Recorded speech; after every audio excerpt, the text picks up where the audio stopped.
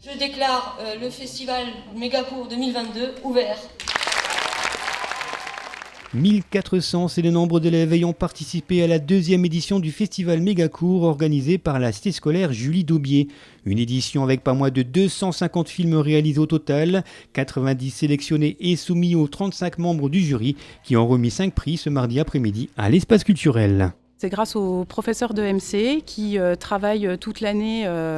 MC, c'est éducation morale et civique, qui travaillent toute l'année avec les élèves sur la thématique cette année de l'environnement. Une thématique volontairement engagée qui a permis aux membres du jury, composés de professeurs, d'élèves, de journalistes, de professionnels et militants associatifs, de remettre le prix des meilleurs films dans les catégories suivantes: collège, fiction, documentaire ou face-cam.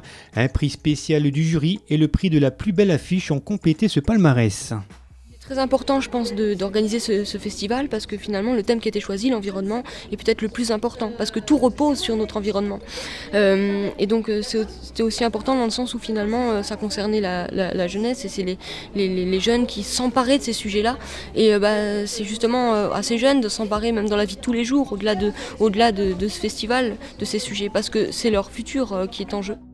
Un futur et un présent déjà bien anxiogène pour ces élèves qui, par leur recherche et donc par la réalisation de ces films, ont été encore plus sensibilisés aux questions environnementales.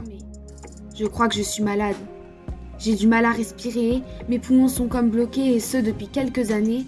On va dire que j'avais pas vraiment de connaissances énormément sur ce sujet. C'est en faisant la vidéo aussi, pour détourner les mots, parce que j'ai détourné beaucoup de mots, que j'ai fait des recherches et que du coup j'ai appris beaucoup de choses qui ont été très intéressantes et qui me touchent énormément aussi. Je n'ai pas d'adresse, pas de nom de famille, mais un prénom. Je m'appelle Aria, mais vous devez sûrement me connaître sous le nom de Terre. Ils ont des talents incroyables et ils arrivent à faire passer des valeurs qui devraient tous nous animer d'ailleurs. On dit toujours qu'ils sont déconnectés, qu'ils ne pensent pas à la planète. Mais moi je suis toujours surprise à quel point ils s'en préoccupent et à quel point ils ont du talent. Donc je pense qu'on a réussi quand même à mettre en valeur ça. Actuellement, je vous parle d'un temps que les moins de 20 ans connaissent d'ores et déjà. La question de l'environnement nous touche en ce moment même et continuera dans les années qui vont suivre. Quand on voit le résultat, c'est juste génial. Les commentaires des gens, ils sont tous ravis de ce qu'ils ont vu. Je pense que les élèves étaient très contents aussi. Et ça a donné un peu plus d'envergure à notre festival d'être dans l'espace culturel de Romba. Merci à la ville de nous avoir prêté la salle. Cette deuxième édition du festival Mégacourt a une nouvelle fois permis de mettre à l'honneur des élèves motivés, ambitieux et créatifs, des élèves et une cité scolaire qui pensent déjà à l'édition 2023. Le thème sera l'ailleurs.